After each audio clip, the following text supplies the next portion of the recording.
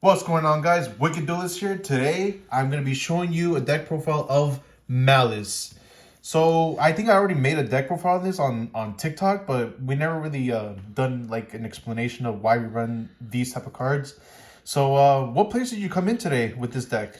So at the Supreme Darkness event, we came in first place at Supreme Darkness Sneak Peek. So Let me here's the mat for proof. let me zoom out real quick so we can take a look at the mat. The Supreme Darkness mat looks pretty clean. It's actually a very beautiful mat. I'm not a hero player, but you know what? I can respect a beautiful mat. So Let me zoom in so we can. I did add a few cards from the Supreme set into this deck. They did come up. So we're gonna go over that real quick. First, we're gonna do the main deck. We're going to go with the standard engine, of course, for Malice. We play 3 White Rabbits, standard. We play the 3 Dormouse. She's pretty much the one card, in my opinion, the one card combo that kind of starts everything. And if you draw her first turn, then you're in a good situation. What does the White Rabbit do? So the White Rabbit will just set you the trap directly from deck, whether she's specialed or normal summoned. And yellow will banish any Malice from deck directly. So essentially, you'll normal summon her first turn, and then you will want to banish White Rabbit first, so that way you can start with the combo pieces. So they all special summon back if they're banished? All of them? They all special back by paying 300 for the normal monsters or 900 for the links. We'll get to that later. Okay. And then we played 2 of the Chessy Cat. One wasn't enough. I still would find myself like trying to find a second one sometimes. So 2 Chessy Cat actually works out perfectly, in my opinion. Then obviously if you run the 3 spells for the field spell, the Malice Underground. Um, Again, it's kind of like a Dormouse. It just banishes one directly from deck or graveyard. And kind of just gets everything going again. The extender as well. And then the last effect is kind of niche, but it won me my last game. And actually, because of it, I don't think I would have won. But if all 3 traps for the Malice are banished, you gain the 3,000 boost. Plus, the Cryptor is at a 5,000 attack. So essentially, you have an 8,000 meter. And that can come up in a lot of situations. Could you run it at 2 if you... You could run it at 2. I mean, with a terraforming, and it is searchable, but 3 is just more consistent. And then we play 1 of each for the traps. So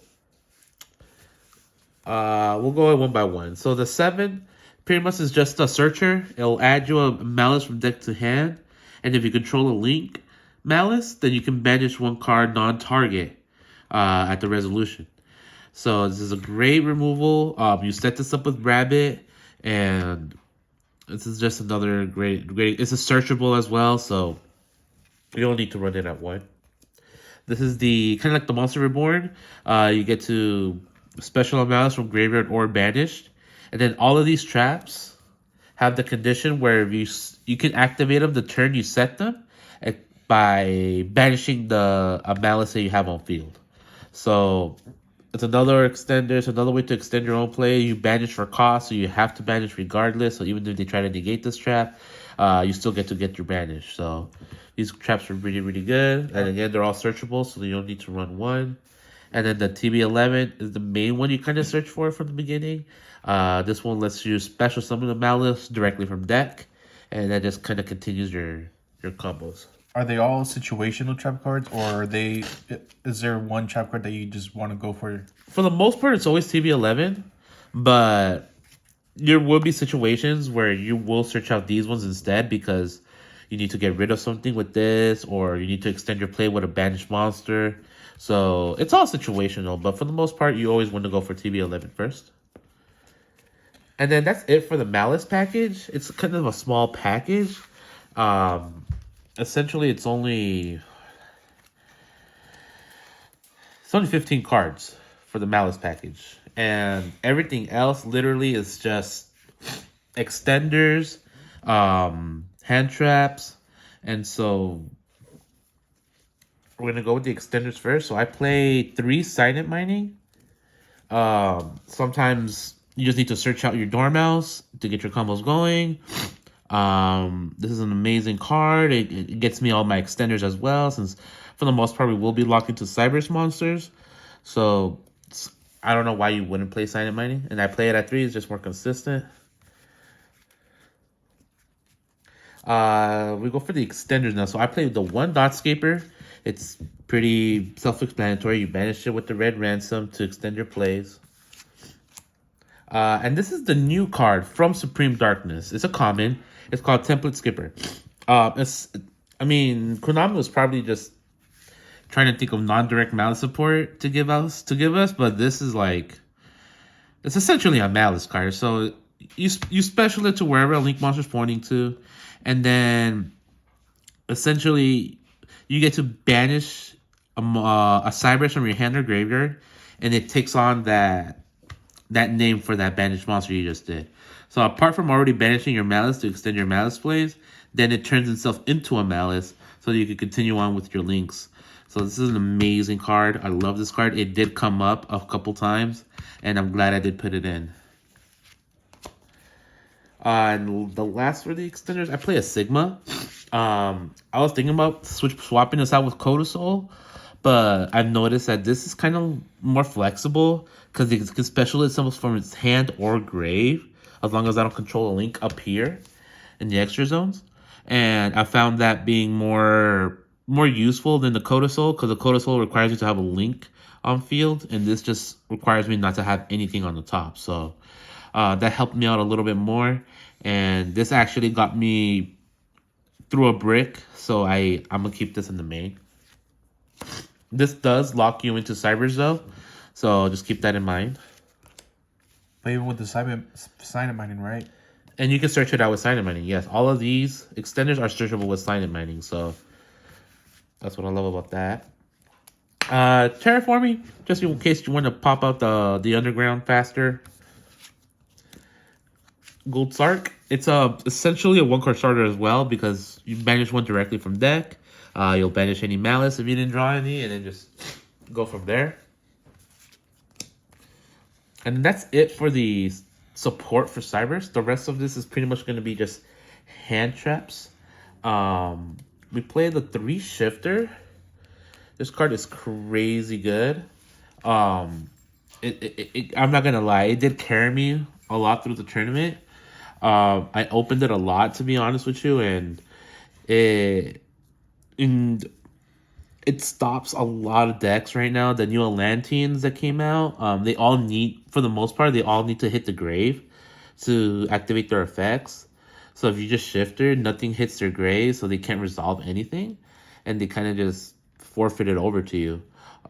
Same with Tier. I was playing against a tier deck, and the moment they tried to mill, I just changed Shifter, and then they kind of just rudely just kind of just quit and gave me the game. So this card itself will win you a game without even having to do a combo. Sometimes you'll just drop Shifter, and your opponent will just kind of just look at it and be like, well, I didn't draw the Ultra Shifter, so you got the game. And then you can still make combos under Shifter. There's a lot of players that don't play Shifter right now in Malice because they think that they can't resolve their combos. But no, like, there is combo lines that are very strong that lead you with a good board that you can still play under Shifter. So I love Shifter. I'm going to keep it in the main. I'm going to keep it at 3. It's a great card. Then the standard, you play the 3 Ash. Self-explanatory. I do play 2 Ogre and 1 Mourner. This might change. I might change it to 2 Mourners, 1 Ogre, because Ogre does have to hit Grave in order to resolve and activate. Only Ash and Mourner don't. As long as you just discard them, they will resolve. But Ogre does have to hit Grave for some reason to resolve. So under Shifter, you won't be able to resolve this, but you still can resolve the Mourner and Ash. So I might swap this out for just 2 Mourners and 1 Ogre, but this still worked good for me. Then 1 Droll. To be honest, it's just a cross out target. It doesn't really Joel doesn't really hurt me, but it does hurt a lot of other decks right now in the meta. So I do just keep it at 1. And then I play 2 Nibiru. 3 was just bricky, and then 2 I think is just perfect. It's just people don't see it coming right now. Everybody's running it too, so I'm just gonna keep that as well. And the reason why I play a lot of variety of hand traps again is because of crossout. Crossout will kind of just be your only protection in this deck because you are susceptible to Nibiru. You are susceptible to a lot of things that kind of like Malice doesn't have protection for. So crossout will be your only way to kind of protect yourself against like Nibiru, against like another Ash or another Imperm. This card saved me so many times during tourney, and God, like if I didn't run this in the main, I think I would have lost a couple games. I also play 2 Fenrir. It's just an extra body, free summon, free search, interruption. The moment it comes out, your opponent already has like something to deal with, and it just adds more pressure onto the board, and I love it a lot. And sometimes you do need that extra body in case they imperm you or they decide to interrupt one of your plays. It's good to have that extra body. And then 1 call by, same as the crossout, just for protection. And then obviously the 3 imperms. This is standard. You need to play them. You need some kind of protection. So that's it for the main deck. Do you know what the card count is? It's 40. 40? It's a 40 card deck. And now we're gonna go for the extra deck. By the way, I do want to mention that there is no side deck except for 4 extra deck monsters that I swap out in between. We'll go through that later. We played the 1 red Ransom. We played the 1 white Binder. And then we play the 1 Cryptor. So we play 1 of each for each link. You don't really need... There is no need to really play more than that.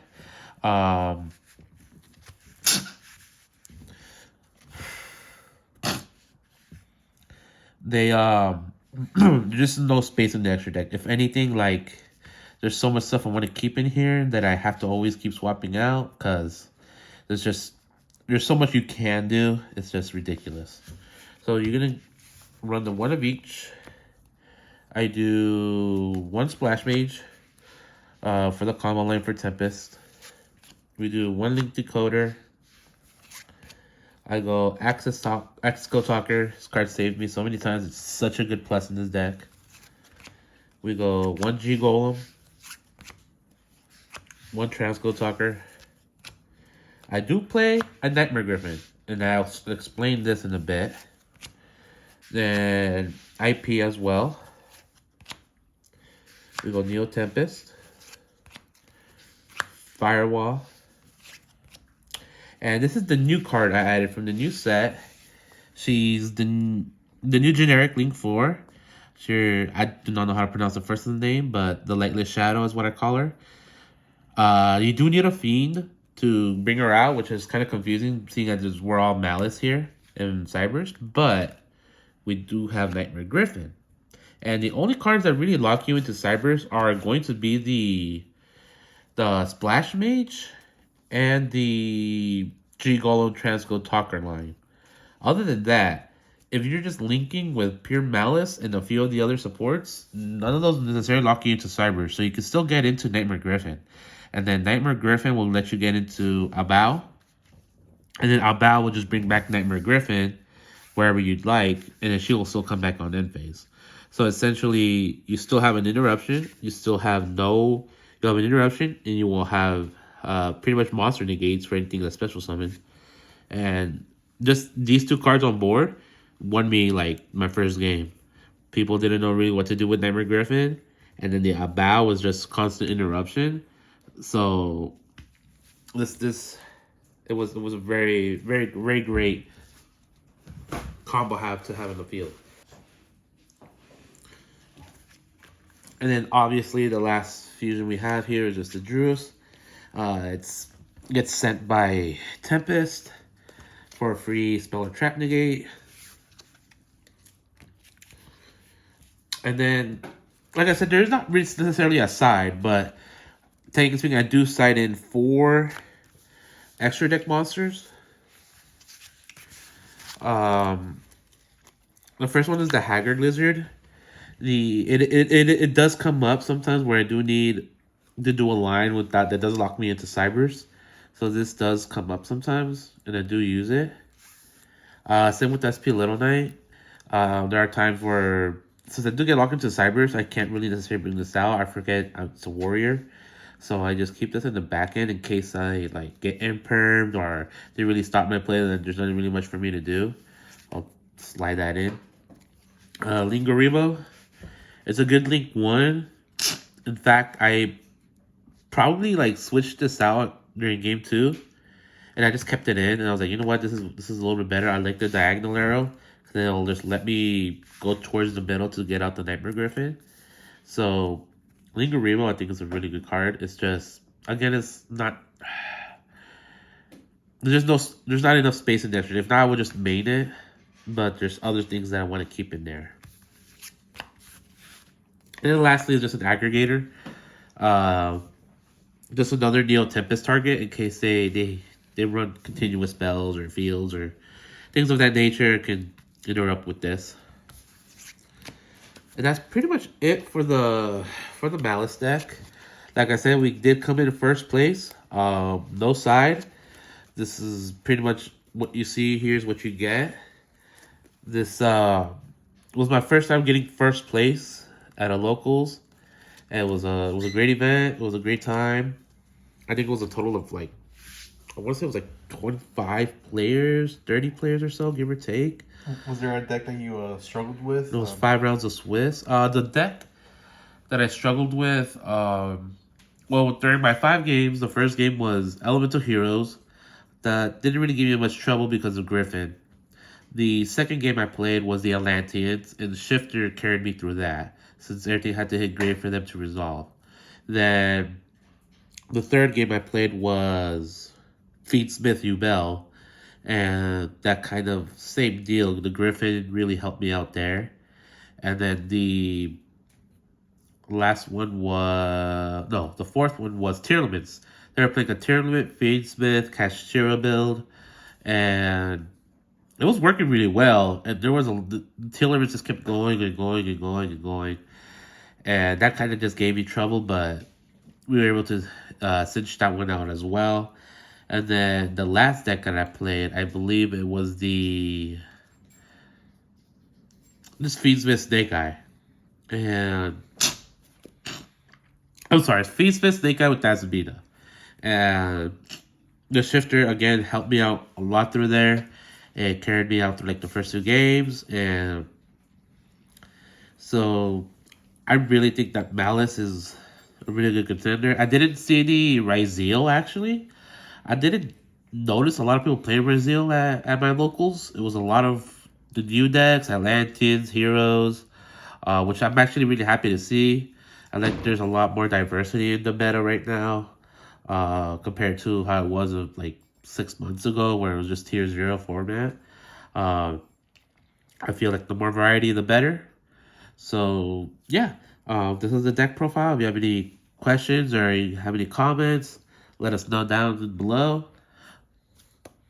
All right, guys. Well, you heard it there. I mean, if you guys have anything, comment, any critiques about the deck, let us know down in the comments below. Make sure you like, subscribe if you want to see more. And I'll see you guys in the next video. We can do this out.